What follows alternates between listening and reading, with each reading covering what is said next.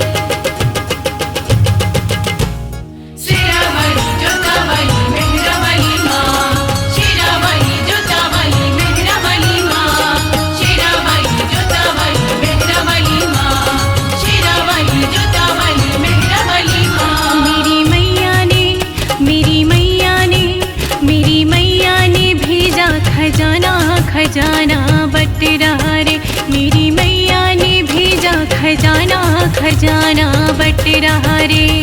बट रहा बट रहा बट रहा रे, बट रहा बट रहा बट रहा रे, मेरी मैया ने भेजा खजाना खजाना बट रहा रे, मेरी मैया ने भेजा खजाना खजाना बट रहा रे।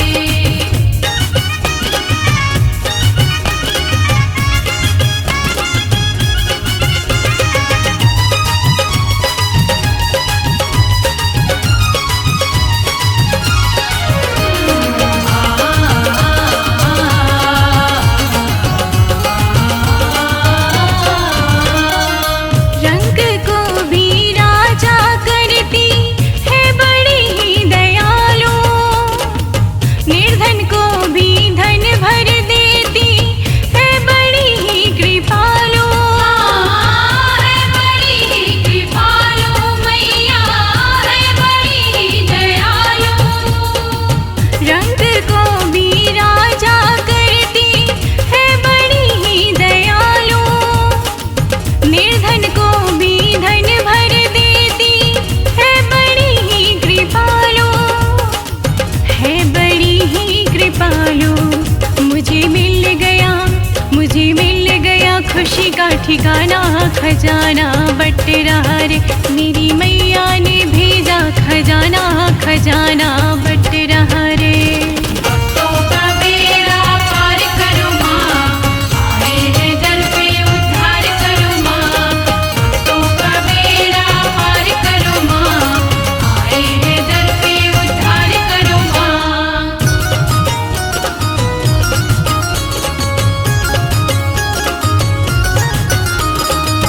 रोता हुआ भी माँ के दर से हंसता हुआ ही जाता है, होती पूरी इच्छा सबकी मन की मुरादें पाता है।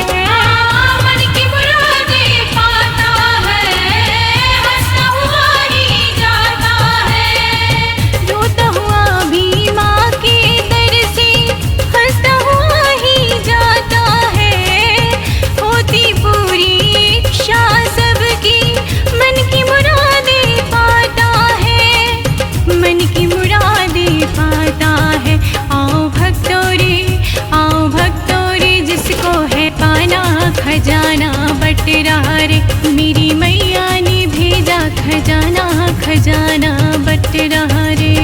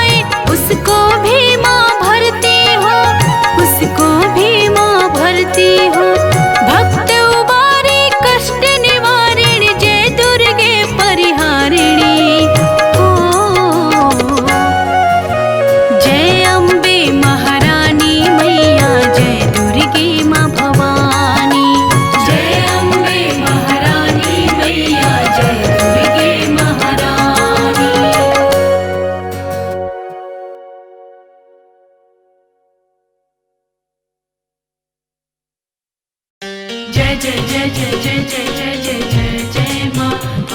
जय जय जय जय जय जय जय जय जय जय माँ। जय हो बोल सच्चे दरबार की। आज की रात मुझे नींद नहीं आएगी, जय हो। सुना है तेरी मंदिर में रत जगा है। आज की रात मुझे नींद नहीं आएगी, सुना है तेरी मंदिर में रत जगा है। जय हो। तेरे भजनों में मैया रात गुजर जाएगी, सुना है तेरी मंदिर में रत जगा है। सुना है तेरे मंदिर में रत जगा है, सुना है तेरे मंदिर में रत जगा है। जय जय जय जय जय जय माँ। जय जय जय जय जय जय जय माँ।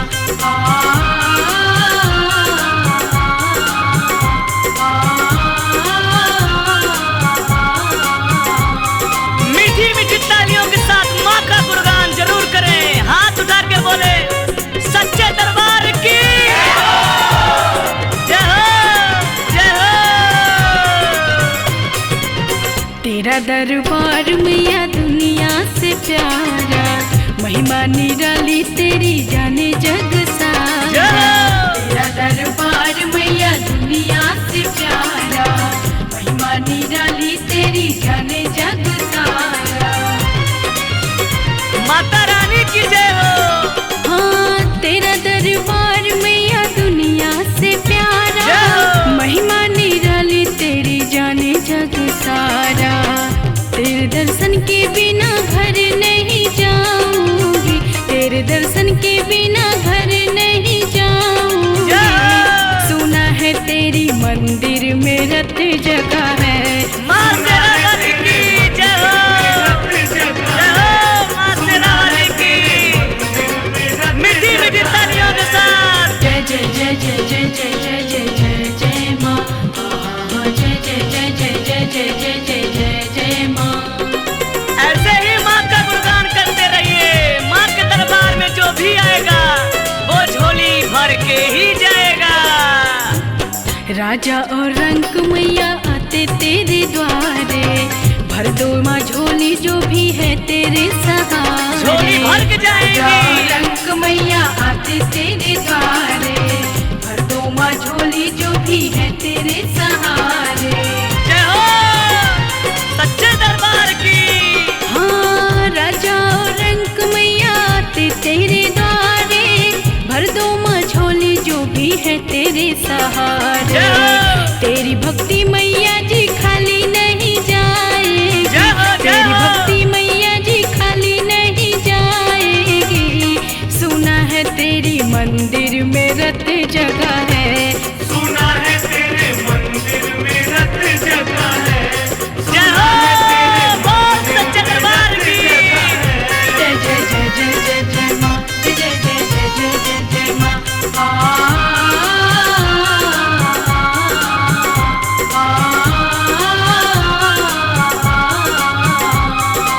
आज की रात माँ बिगड़ी बनाएंगी, जिस जिसका बिगड़ा हुआ है सबका बनाएंगी। बोल सच्चे दरबार की जय हो जय हो। ओ प्यारी प्यारी मैया ओ प्यारी प्यारी, शेरों सवारी करती भैरों की दुलारी। जगते ओ प्यारी रहो। प्यारी मैया ओ प्यारी प्यारी, शेरों सवारी करती भैरों की दुलारी। जो सोया वो खोया। हाँ ओ प्यारी प्यारी मैया ओ प्यारी प्यारी, जय हो। शेरों सवारी करती भैरों की दुलारी।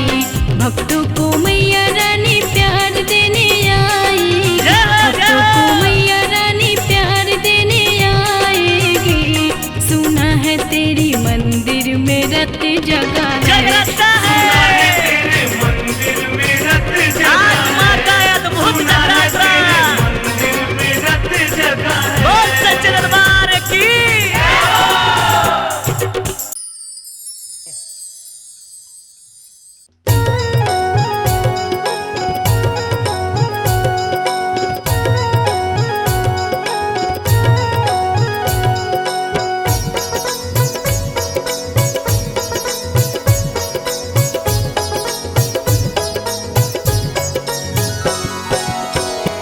सभी भक्तों को जय माता दी। आइए आज आप सभी को माता वैष्णो की अमर कथा को बताती हूँ और श्रवण कराती हूँ। जय माता दी। माँ वैष्णो जी की अमर कहानी का इतिहास सुनाती हूँ।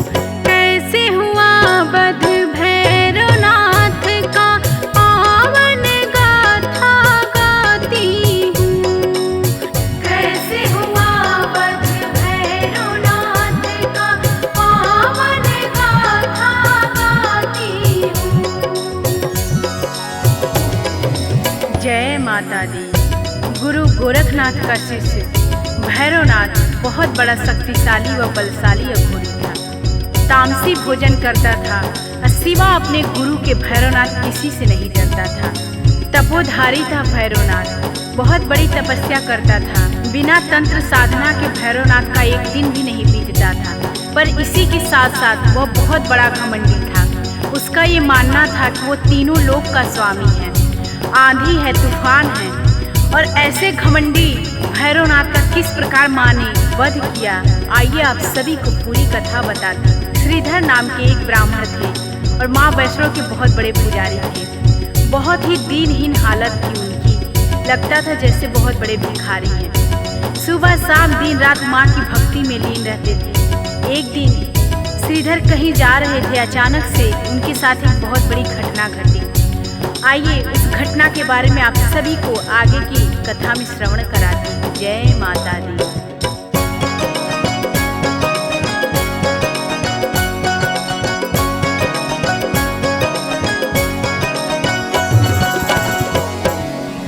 श्रीधर ने जो कुछ भी देखा आपको वही दिखलाती हूँ। माँ वैष्णो जी की अमर कहानी का इतिहास सुनाती हूँ।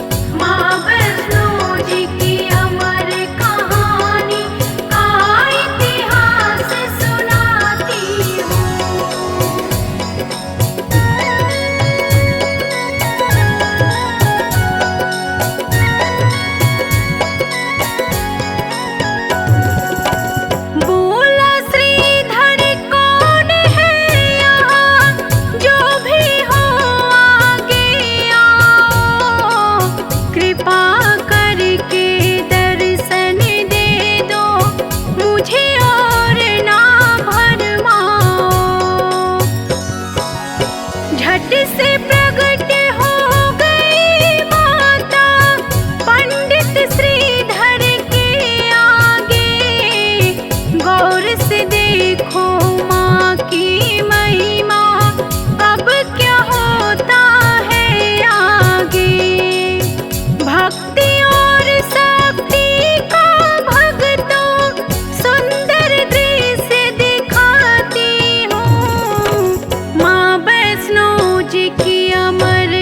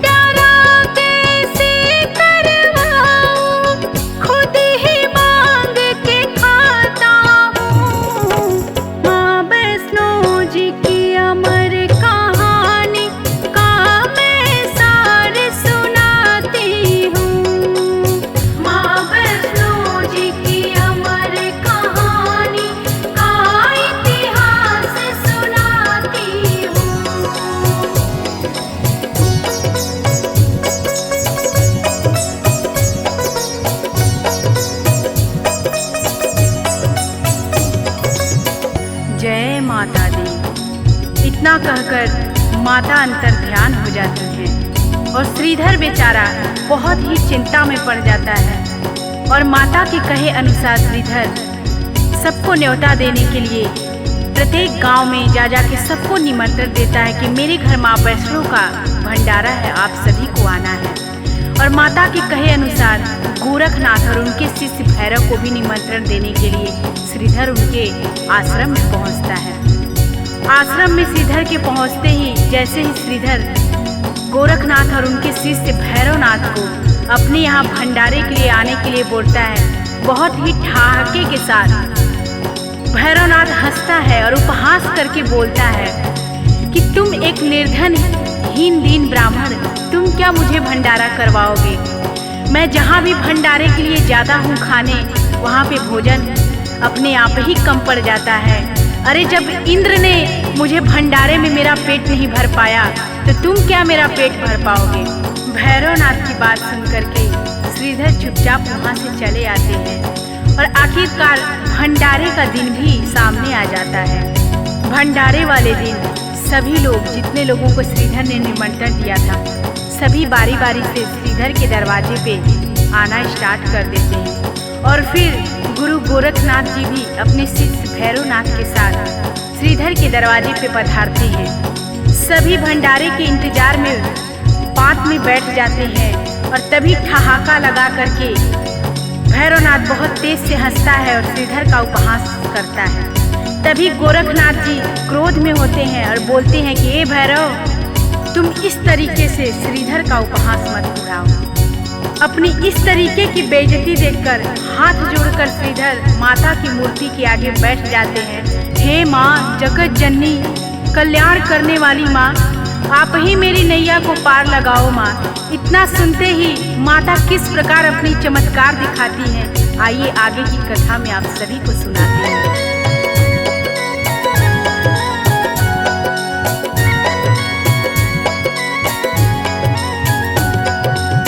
प्रकट हो गई कन्या रूप में, सुन के व्यथा जगत जननी, बोली हंस के माँ श्रीधर से, सूरत सही करो अपनी।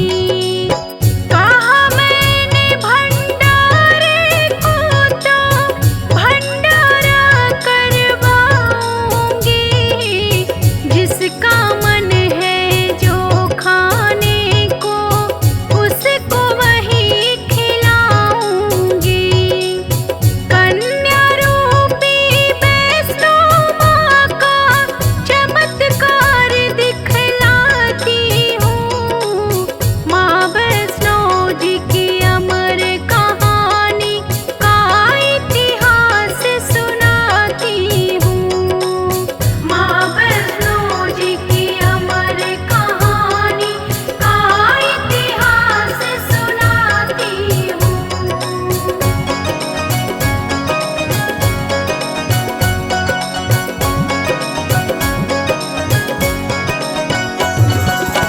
श्रीधर को संग लेके कन्या सबके बीच में आती है।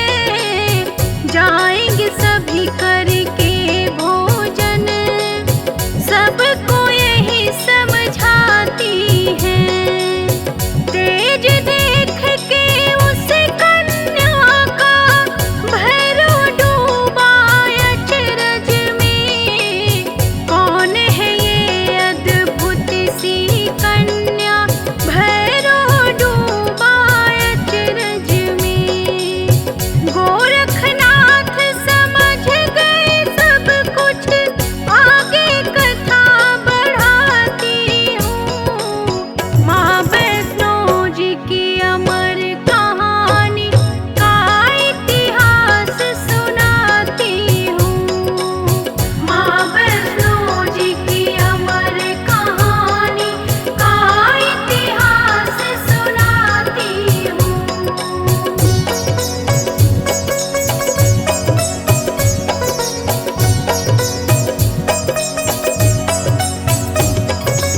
जय माता दी। माता के वहाँ उपस्थित होते ही सभी भक्त, सभी अतिथि अचंभित रह जाते हैं, क्योंकि पल में ही सबके सामने पत्तल लग जाता है। पत्तलों में 56 प्रकार के पकवान सज जाते हैं। सभी पेट भर करके हंसी खुशी आनंदित होकर सभी पकवानों का आनंद उठाते हैं। लेकिन भैरवनाथ शंका में डूब जाता है कि आखिर कौन है ये इतनी तेज वाली अद्भुत सी कन्या, जो कि इस गरीब निर्धन ब्राह्मण के घर में आकर के इतना बड़ा भंडारा करवा रही है। तभी गरज करके भैरवनाथ बोलता है कि हे कन्या, मैं मांस और मदिरा का भोजन करता हूँ। अगर हमको ये खाना नहीं मिला, हमको ये भोजन नहीं मिला, तो मैं इस भंडारे से रुष्ट होकर के चला जाऊंगा और तुझे श्राप दे दूंगा। इतना सुनते ही क्रोध में आकर माता बोलती है कि हे भैरव, ये वैष्णव का भंडारा है और ये ब्राह्मण के घर का भंडारा है। ये तुम्हारा आश्रम नहीं है जहाँ पे तामसी भोजन चलता है। तो तुमको अगर खाना है तो खाओ, नहीं तो इसी तरह से वापस लौट जाओ। इतना कहकर ही माता अंतर्ध्यान हो जाती है। आइए आगे की कथा में आपको श्रवण कराते हैं।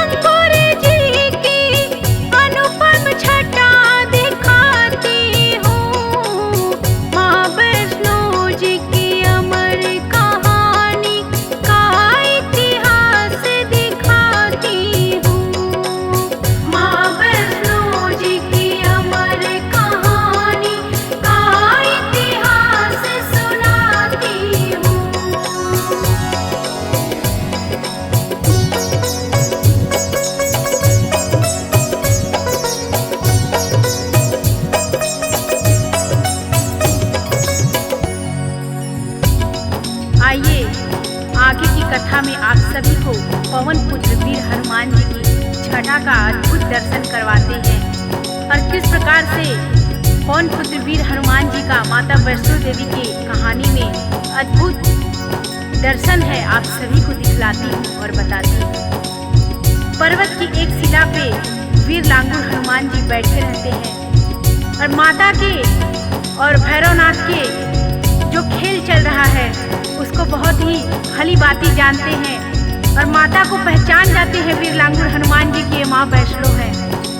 और जो ही माता उनके पास पहुँचती है, वीर हनुमान जी के पास नतमस्तक होकर के माता को प्रणाम करते हैं और बोलते हैं, हे जगत जननी जगदम्बा माँ, जो भी आज्ञा हो इस बालक के लिए सो आप करिए। और देखिए आगे माता क्या बोलती है हनुमान जी से। बोलती हैं, हे पवन पुत्र हनुमान सुनो, पीछे पीछे हमारे दुष्ट भैरवनाथ आ रहा है और मैं गुफा के अंदर प्रवेश करने जा रही हूँ, और जब तक मैं गुफा के बाहर ना आ जाऊँ तब तक तुम इस गुफा के द्वार की रखवाली करते रहना। इतना कह कर के माता गुफा के अंदर चली जाती है और पीछे पीछे पवन वेग से भैरवनाथ भी वहीं पे आ जाता है और गुफा के आगे पवन पुत्र का पहरा लगा रहता है। जैसे ही पवन पुत्र को भैरवनाथ देखता है बहुत ही क्रोध से बोलता है, ए बंदर, हट तू, यहाँ से मुझे अंदर जाना है। हनुमान जी भैरव से बोले, कौन है तू दुष्ट, क्यों यहाँ आया है? लगता है तेरा काल खींच करके यहाँ लाया है। तुझे पता नहीं है कि तू यहाँ पे किस लिए आया है? तेरा आज अंत होगा। इतना सुनते ही क्रोध में भैरवनाथ बोलता है कि तू बंदर होकर के मुझे मारेगा। और आइए, बड़ा ही सुंदर वर्णन है माता की अद्भुत शक्तियों का और किस प्रकार से माँ ने भैरवनाथ का वध किया। आगे की कथा में आप सभी को श्रवण कराती हूँ।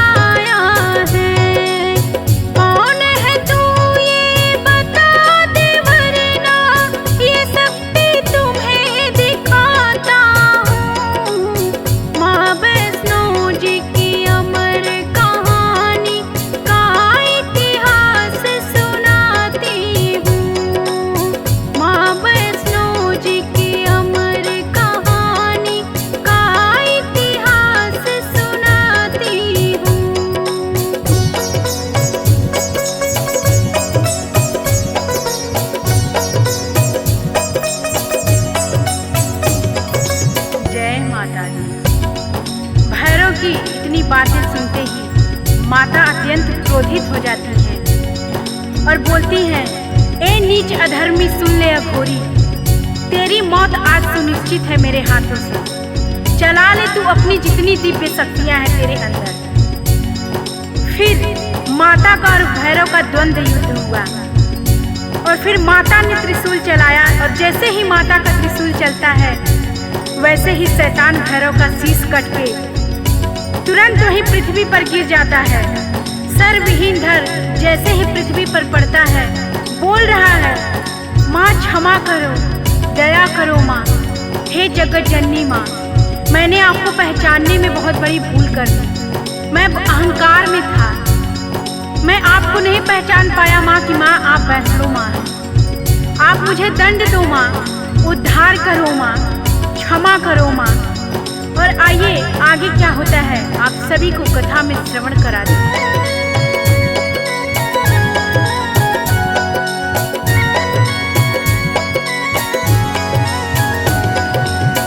गोरखनाथ साथ शिष्यों के देखो फिर आ गए वहाँ। उस अभिमानी भैरवनाथ का कटा पड़ा था शीश जहाँ। मन ही मन गोरख बाबा ने माता को प्रणाम किया। मन ही मन माँ जग जननी ने गोरख को आशीष दिया। भैरवनाथ का शीश बोला, गुरुवर शीश नवाता हूँ। माँ वैष्णो जी की अमर कहानी का इतिहास सुनाती हूँ।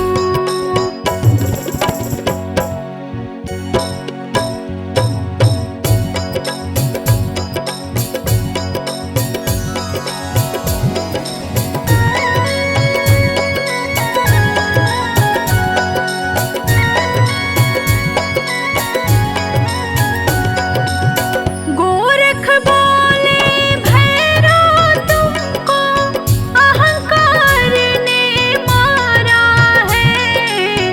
बाकी शक्तियाँ हो गई अंधी, ये अपराध तुम्हारा है। बोला भैरव करके याचना, मुझ पे कुछ उद्धार करो। तुच्छ सही हूँ शिष्य आपका, आप मेरा उपकार करो। कथा लिखी सुखदेव ने भक्तों, मैं अंकिता गाती हूँ। माँ वैष्णो जी की अमर कहानी का इतिहास सुनाती हूँ।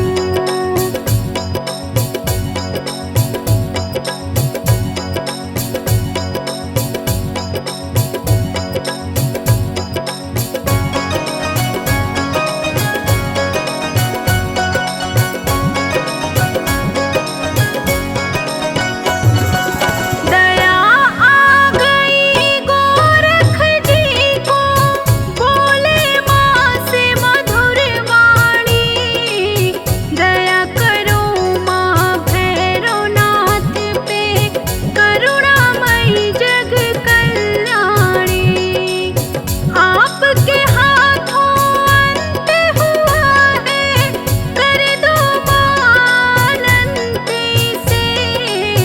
पापी अधर्मी कोई कहे ना, दुनिया कहे संत से। दया आ गई करुणामयी को, आगे मैं बतलाती हूँ। माँ वैष्णो जी की अमर कहानी का इतिहास सुनाती हूँ। माँ वैष्णो जी की अमर कहानी का इतिहास सुनाती हूँ।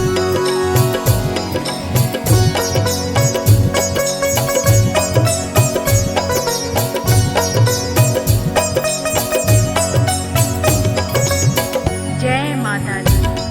गोरखनाथ की प्रार्थना करते ही माता करुणामयी को भैरवनाथ पे दया आ जाती है और माता भैरवनाथ से बोलती है, ए भैरव, तुझे मैं आज से ये वरदान देती हूँ जिससे तुझे युगों युगों तक पहचान मिलेगी। तुझे आज एक ऐसा वर देती हूँ जिससे कि मेरे बाद तेरी पूजा होगी और तेरा नाम अमर होगा।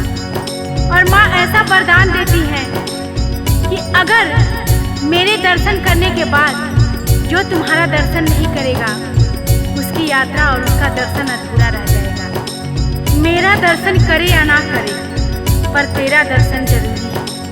भैरव बोला, धन्य हुआ माँ, अब मैं सूर्य लोक को जाता हूँ। भक्तों, जिस प्रकार करुणामयी माता ने दुष्ट शैतान भैरव का उद्धार किया, उसी प्रकार जगत जननी माँ से मैं अपने सभी भक्तों के लिए प्रार्थना करती हूँ। हे माँ, सबका उद्धार करो माँ, पूरे जगत का कल्याण करो माँ। जो भी क्षमा के योग्य हैं उनको क्षमा प्रदान करो माँ।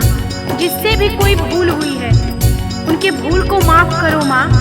आप जग कल्याणी हो माँ, आप पाप नाशिनी हो माँ, आप जगत तारिणी हो माँ। हाथ रखो माँ हमारे सिर पे, कल्याण करो माँ। मैं अंकिता आपके चरणों में शीश झुकाती हूँ माँ, कल्याण करो माँ। जो भी इस कथा में मेरे से त्रुटि हुई होगी, आप सभी भक्तों से और माता रानी से क्षमा प्रार्थी हूँ। प्रेम से बोलिए जय माता दी, जय वैष्णो।